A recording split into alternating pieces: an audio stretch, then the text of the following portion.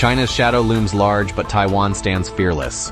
With its cunning Porcupine Strategy, the island wields drones, missiles, and ingenuity to outsmart a giant. From supersonic strikes to unbreakable resolve, Taiwan's smart power makes invasion a nightmare for Beijing. Dive into the battle of wits, shaking the Taiwan Strait.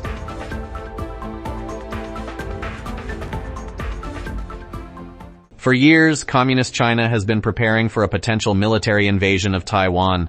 In the worst-case scenario, if U.S.-China relations completely break down, leading to a full economic decoupling and political confrontation, Xi Jinping might see an invasion of Taiwan as the Chinese Communist Party's CCP last desperate move to divert attention from a severe economic and political crisis and to alleviate massive domestic social tensions. For decades, the CCP has relied on a fixed invasion simulation, using overwhelming naval power to cross the 110-mile Taiwan Strait, establishing a beachhead under air superiority, and then advancing on Taipei with an absolute numerical advantage.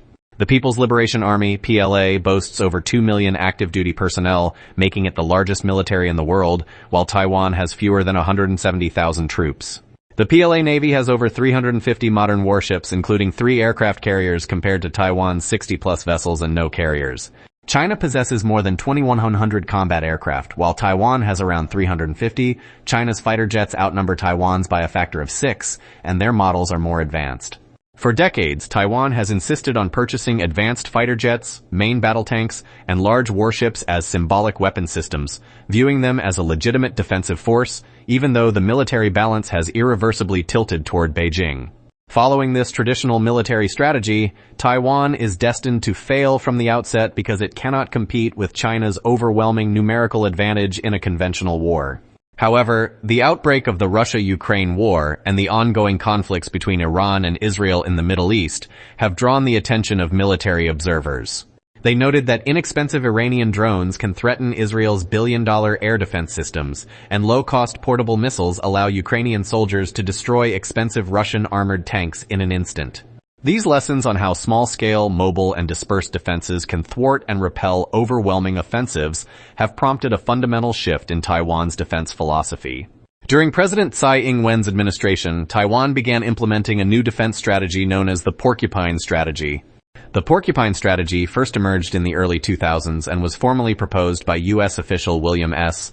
Murray in 2008.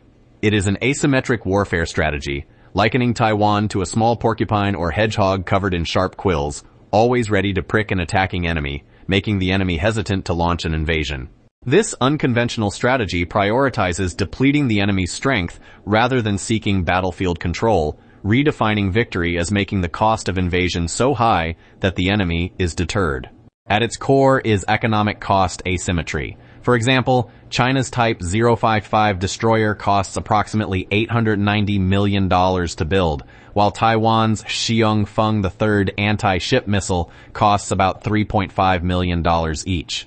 3 missiles, totaling $10.5 million, could destroy a destroyer, achieving a cost-effectiveness ratio of 85.1. This highly cost-effective defense approach allows Taiwan to effectively resist and counterattack despite its military resource disadvantages. Building a defense system with affordable weapons and securing its supply chain has become a key pillar of the Porcupine Strategy, with drones being a critical component. 10 years ago, the Taiwanese Ministry of Defense released a military comparison between the two sides of the Taiwan Strait, showing that Taiwan had no military drones at the time. Su Tzu-Yun from Taiwan's Institute for National Defense and Security Research pointed out that the Ukrainian military's use of drones to counter Russian forces has significantly influenced Taiwan's perspective on drones. Ukraine's experience offers Taiwan an important lesson. For a defending side with a limited military budget, drones can be built in large quantities at a relatively low cost, providing a significant opportunity to offset China's numerical advantage. If Taiwan's military deploys drones behind the beaches, they can autonomously pursue and destroy landing crafts, preventing them from reaching shore. He added that, facing China's formidable military power, Taiwan's strategy is to use highly mobile weaponry for asymmetric warfare to effectively counter China. Wang Yu-Chu, CEO of FutureTech, a startup in Hsinchu, northern Taiwan, stated, "Currently, Taiwan has deployed 2 sets of drone defense systems on the outlying island of Kinmen. This year, our Ministry of Defense officially announced plans to scale up to 26 units. the company has developed radar systems to detect drone positions. When paired with signal jammers and other equipment, these systems can disrupt enemy small drones within a 5-kilometer radius, rendering them unable to fly. Thunder Tiger Technology Co., Ltd., founded in 1979, was originally a manufacturer of remote-controlled toy cars and helicopters. About 10 years ago, leveraging its accumulated production expertise, the company began developing high-mobility drones. Su Shengqie, the company's chairman and general manager, said, "Based on our 45 years of experience, we quickly developed small and micro drones, as well as medium and large drones. While our foundation is primarily commercial, under these circumstances we are developing drones that could potentially be used for military purposes at the request of Taiwanese authorities." Taiwan is currently the only country besides China with a complete drone production supply chain.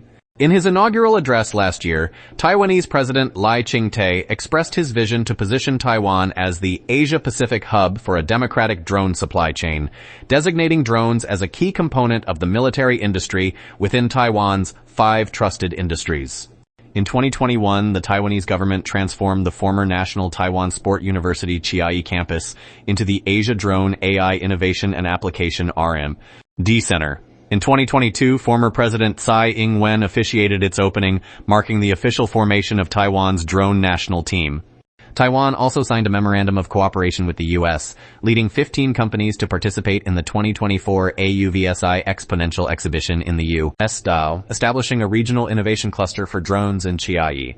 In 2025, Taiwan's Ministry of Defense has tentatively allocated 720 million TWD, approximately 2357 million, to procure 850 micro-drones. In the future, the military plans to distribute these to reserve brigades in various counties and cities, incorporating them into training programs, meaning conscripts may soon have the opportunity to train with drones. Additionally, the Taiwanese military has shown strong interest in developing attack unmanned surface vessels, USVs. Plans to develop new remote-controlled attack USVs have also been put on the agenda. Moreover, the Xiongfeng missile family is a crown jewel of Taiwan's domestically produced weaponry, critical to its asymmetric defense. The Xiongfeng III HF-3 supersonic anti-ship missile can reach speeds of Mach 3.5 with a range of 120-150 kilometers, extendable to 400 kilometers. It employs high-altitude cruise trajectories and evasive maneuvers, such as low-altitude sea skimming and high-G lateral movements, to evade defenses. Taiwan has also deployed over 100 secretly developed Xiongfeng 2IE HF-Tai-E land attack missiles. According to Taiwanese defense officials, the HF-Tai-E is an extended-range version with a range of up to 200 kilometers, capable of striking targets deep within mainland China, potentially even reaching Beijing. Another major pillar of Taiwan's Porcupine Strategy relies heavily on foreign weapons procurement, particularly U.S.-made systems. The F-16V Block 70 is the cornerstone of Taiwan's Air Force modernization. It is the latest model in the F-16 family, originally developed with funding from Taiwan and tailored specifically for the Republic of China Air Force. Unlike older F-16 models, the F-16V is equipped with the AN/APG-83 Active Electronically Scanned Array (AESA) radar, capable of tracking over 20 targets simultaneously with a detection range exceeding 370 kilometers, 2.2 times that of its predecessors. This radar was developed by Northrop Grumman. For context, the radar on the U.S.'s most advanced fighter, the F-22 AN/APG-77, was co-developed by Northrop Grumman and Raytheon, while the F-35's AN/APG-81 was also developed by Northrop Grumman. In designing the downsized AN/APG-83 for the F-16V, Northrop Grumman incorporated much of the same software and hardware technology used in the F-22 and F-35, resulting in a smaller radar that still delivers exceptional performance and strong anti-jamming capabilities. For an aircraft, the radar is one eye, while infrared detection is the other. In 2023, the U.S. government approved the sale of infrared search and track (IRST) systems to Taiwan. As early as 2019, Lockheed Martin showcased a model of the F-16V at the biennial Taipei Aerospace and Defense Technology Exhibition, featuring a pod-mounted IRST system beneath the aircraft. Unlike radar, IRST detects enemy aircraft using infrared. What we typically call a stealth fighter refers to an aircraft that minimizes its radar cross-section or absorbs radar waves through surface coatings, reducing the signal detected by enemy radar. However, these methods are ineffective against infrared detection. An advanced IRST system acts like a powerful telescope, capable of clearly identifying enemies from a distance. With the addition of IRST, the F-16V gains another means of detecting enemy aircraft, including stealth fighters. China's stealth fighters, J-20 and J-35, rely on engine technology derived from Russia, with the WS-10 and WS-15 engines marking significant progress through independent development, achieving radar stealth performance close to that of U.S. and Russian fifth-generation fighters. However, their infrared stealth technology remains a weakness. Limited by engine exhaust temperatures of 900–1400 degrees Celsius and aerodynamic heating of the airframe, the J-20 cannot fully conceal itself from far infrared detection, making it vulnerable to advanced IRST systems or missiles beyond the range of its own radar. Both the F-16V and the US F-35 are equipped with such systems.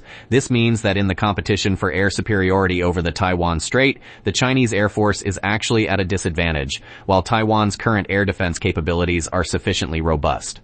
As for China's third aircraft carrier, the Fujian, which we mentioned earlier, none of China's active carriers are nuclear-powered, requiring frequent refueling, which limits their ability to sustain long-term operations in the Pacific during an invasion.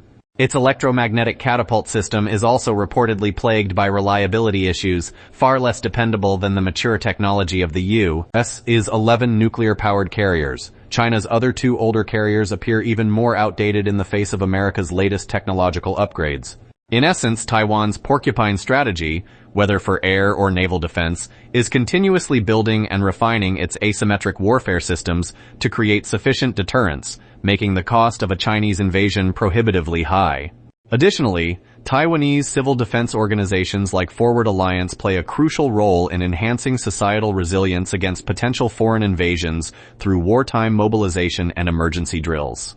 On September 14, 2024, over 100 volunteers in New Taipei City participated in a disaster response exercise jointly organized by Forward Alliance and the U.S. NGO Spirit of America. The drill simulated a large-scale explosion scenario, with firefighters, emergency personnel, and volunteers rescuing injured civilians.